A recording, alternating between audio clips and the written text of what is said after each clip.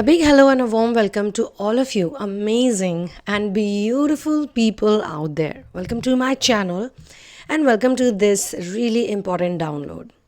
The divine masculine and divine feminine are born to be in union and be together. They are born to reunite. Especially if you, the person who's seeking enlightenment, working on yourself, doing inner work, deeply resonates with the word twin flame.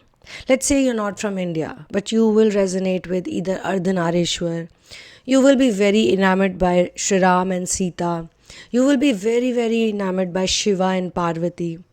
You will resonate with the twin flame energy in some way or the other, like Radha Krishna, because these three are the cardinal twin flames. And in the West, of course, we have twin flames, which is very popular now and has taken over the world map. And there's a reason for it, because at this point in time, the time that we are alive in, we are on planet Earth, maximum number of twin flames are born. So, if you resonate with the word twin flame, the label twin flame, and you are curious about it, you want to know what's it all about. You're not just attached with the fantasy of it, but the truth of it, and you reach the stage of surrender. Somehow you manage to surrender, because very intelligent, wise, well-spoken people who have recognition, people who have money, people who have fame, even they cannot reach surrender. Surrender is not so easy, and it's not for everyone.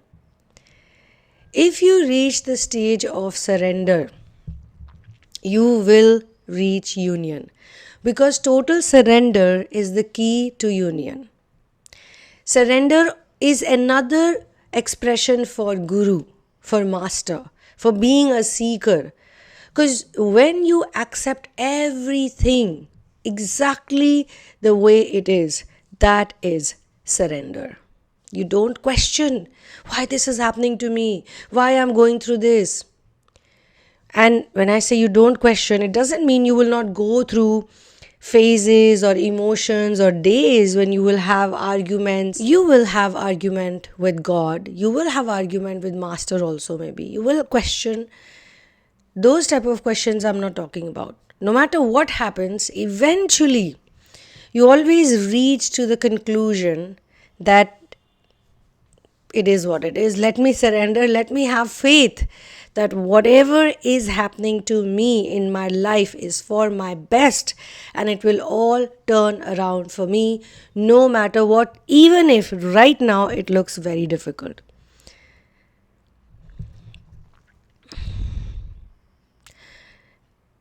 Surrender also does one magical thing, and how it works, or how this union thing works via surrender, because it teaches you to first accept the difficult part, which is separation. When you accept separation, and when you understand why you are in separation in the first place, you were in separation or you are in separation, when you understand the detail of it, you don't stick with the label, just the label, soulmate, twin flame, lovers, divine lovers, but the meaning behind it. When you understand the reality of separation, why the gift of separation was given to you in the first place, you stop fearing separation. You don't go like, oh separation, oh I'm alone, oh I'm lonely. No, you don't do that. Then comes another part. Love will come knocking to your door. And for people who do total and real surrender, they usually don't go out looking for it. They usually meet this type of love when they least expect it. When they're busy in mission work, when they're busy doing what they love, when they're busy focusing on God, they're busy in sadhana. Because for twin flames, you're not meant to renounce the world. You're meant to be in the world and yet be detached. You're meant to embody the lotus energy. When you figure it out, then comes the funny part. You won't fear separation as such, but people start fearing love. They're like, oh my God, love. No, no, no, I don't want intimacy. Intimacy is not for me. There must be something wrong with this person. With twin flames, if you actually see them with someone, dating someone, in relationship with someone, or married to someone, it means for sure the other person pursued them like a lot. Daily they were being pursued by this person. I don't speak about anything, guys. Touch wood, all credit goes to my masters and source. And with a lot of humility, and I'm being humble when I say this, from my personal experience also I can say this, you're gonna be pursued by this person every single day. Even on the days when you think you're not gonna be pursued by them, they will show up.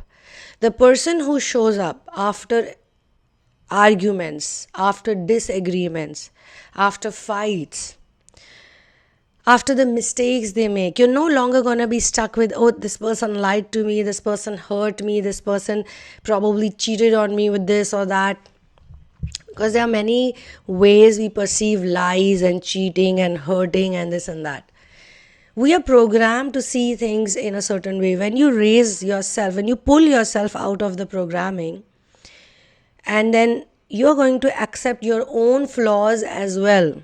So you will see sometimes people are scared of being in love. We all do it. We all are always trying to look for safe options till we don't believe that somebody is the one for me for sure. I am not going to talk to others. I am not going to look at others. I will not waste my energy, because when you make a correct decision, or when you do something you really put your focus on, when you have least or no number of options. So the other person also has to reach to that mind frame, and so do you. So for a lot of twin flames who have lived in separation, accepted separation, they have fear of union as well. They have fear of intimacy as well because of their past. So, you know how healing happens. It's very interesting. It does not happen how we think, most people think. There are certain patterns you release during your separation phase, and that's why you see old lovers or crushes or other just random people you have to reject. They are going to contact you, approach you. You're going to say, no, no, no, no, no. I don't like this person's offer. I don't like this person's proposal. I don't think of intimacy with this person, that person. You're going to be rigid on it. And you will also be rigid that I will only believe in God. I love God. God is my everything. God gives me power. So when you heal a chunk of patterns and blocks, which is so important, it can take a year, it can take 2 years, 3 years, 4 years, 5 years, 7 years. It can take a number of years, different time frame for different people. You're going to realize that once you heal all those patterns, the person who's going to show up for you every day needs that frequency, needs you to swap your old timeline and change your identity. That person is waiting on the other side, and they want you to make an identity shift. Your old identity has to go. New beliefs, new ideas on love have to be formed, because people who are in separation or people who are scared of love and intimacy, they have an image, a very solid image of the masculine or the feminine. They cannot think beyond it. Even if they talk to someone, in their head there's a chatter going on, nah, this person is this only. And trust me, you meet many such people during hermit mode. That's why I said you need to reject a lot of people to reach to that point. And then comes the next part, because when you're trying to accept that person within who's okay with intimacy, who's okay with love, there will be a bunch of other patterns that need to go out. And those patterns can only be released with the presence of this person. Your twin flame, you want to call him or her, your soulmate, you want to call him or her, whatever you want to call them, husband, wife, partner, boyfriend, girlfriend. People who are stuck with the label usually have a tough time letting it go. And then sometimes it's also about recreating the image, because once again, people have an image of the one they want. That I want this type of person only. They are not open for new things to happen or something completely different than what they've imagined or thought. So when they meet someone who's very different, because usually, this is my experience, your twin flame is not going to be what you think they're going to be like. They're going to be very different, and they're going to be very bold and confident. They're much more confident than anybody else you've been with. They know you in a way. They sort of pursue you for a reason. They are not like the false twin flames or the karmics. The karmics and the false twins, they cannot reach to that level that you have. So it can be possible that initially you might look down upon that person, or you might not see them as who they are. You might not recognize them. But when they start showing up, when you start noticing that you can't let go of this person, you can't get rid of this person. You yourself cannot get rid of this person because it's happening via divine timing and divine grace and guidance. How can you get rid of this person? So you need to do another set of pattern releasing. The next pattern releasing happens when you are in a worldly commitment, a worldly committed relationship, You can say, physical union also. But personally I believe that your physical union or any kind of union happens within. Like you need to those energies, the Ida and Pingala Nadi. The confidence comes from your Manipur chakra, solar plexus chakra. The more you meditate, the more you sit in silence. Because for twin flames, it's kind of opposite. When you look at people who renounce the world, like let's say Buddha had to quit his marriage. Buddha quit his grihastha ashram, grihastha life, and he got into the monkhood pattern. But for twin flames, it's opposite. You're supposed to leave that sannyasi or monkhood or brahmacharya life and then get into grihastha. But for some time, you do have to be alone. For some time, you have to be in hermit mode. For some time, you have to be in separation. And let me tell you guys one more thing, very interesting.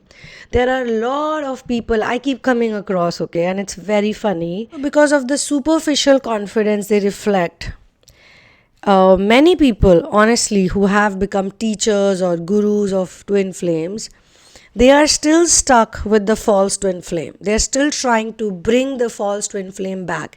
They are not ready to let go. Even if that person is married, even if that person has kids now, it's been 10 years, they're happy, they're married, they're jumping around with the children and their partners, but they're still stuck onto that person, and they're still stuck in the separation mode. And by doing so, let me tell you what's the harm in it. They are constantly focused on what they don't have. They are focused on the lack and limitation of love. They are focused on the have-nots. And then they are the ones who are pumping energy to the other person. And those other people, it can be 1, 2, 3, whatever, they keep rotating and shifting. They are building a good life, a great life. And the more they see it, the more irritated they get. So you need to let go of anybody who's not meant for you. You have to say goodbye to them, and you have to wish them well. If they have a prosper life, prosperity-based life, it's good. It's good for them. You, by focusing on other people, are going to focus on what you don't have. That's why you need to be by yourself, and you need to let God decide who is meant for you.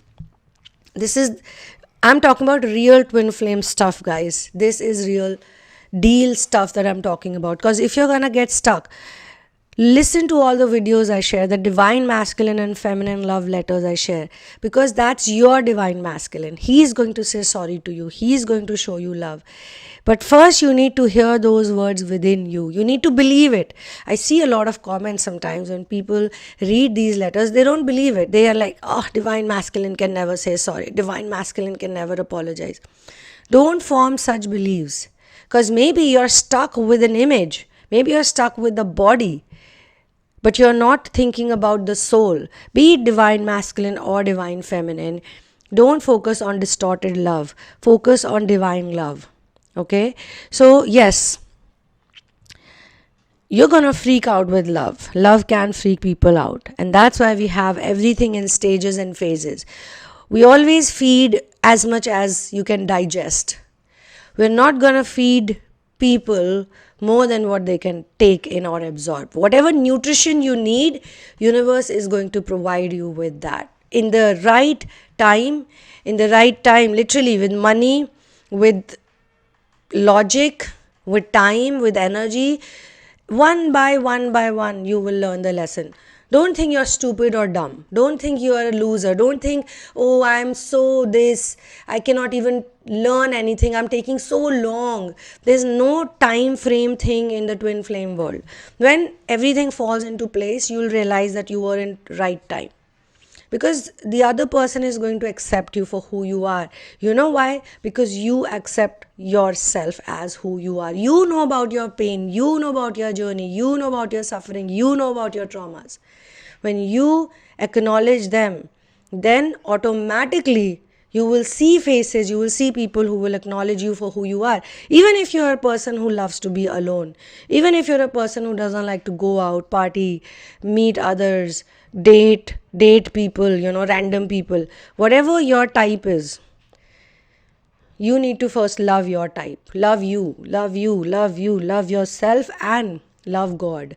Love these two, God and yourself, and surrender with awareness, of course. Okay, so for personal sessions, therapies, readings, you can connect with me via the description box, get the information over there. You can become my Patreon, and you can also get really cool merchandise. Do check out the Sita Ram t-shirts and mugs, and the One Love t-shirts and hoodies, and all of the cool stickers also over there, and I will be sharing more as well.